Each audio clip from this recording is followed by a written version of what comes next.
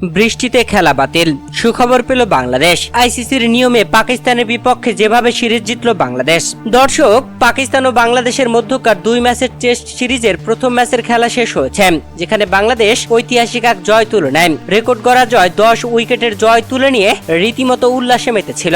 এবার আরো উল্লাসে মাতল দ্বিতীয় ম্যাচে মাঠে নামতে গিয়ে প্রথম দিনের খেলা যখন বাতিল হলো তারপরেই। বাংলাদেশ ও পাকিস্তানের মধ্যকার দ্বিতীয় টেস্ট ম্যাচটি 30 আগস্ট বাংলাদেশ সময় সকাল 11টায় শুরু হওয়ার কথা ছিল। তবে পাকিস্তানে 29 আগস্ট রাত থেকেই তুমুল বৃষ্টি ছিল, যেখানে পরের দিন মাঠে নামার আগে মাঠে হাঁটু পানি। পাকিস্তানের রাওয়ালপিন্ডি ক্রিকেট স্টেডিয়ামের আউটফিল্ডের অবস্থা খুবই খারাপ, পানি শোষণ ক্ষমতা খুবই কম। আর এই স্টেডিয়ামে বাংলাদেশ ও পাকিস্তানের মধ্যকার দ্বিতীয় টেস্ট ম্যাচটি প্রথম দিনের খেলা মাঠেই গড়ায়নি, যেখানে তুমুল বৃষ্টি থাকার কারণে টসও হয়নি।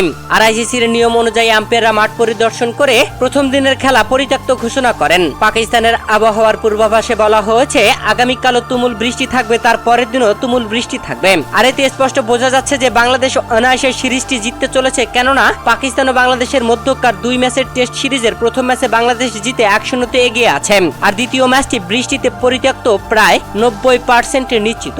তাই তো আইসিসির নিয়ম অনুযায়ী সিরিজটি বাংলাদেশ অনায়াসে জিততে চলেছে।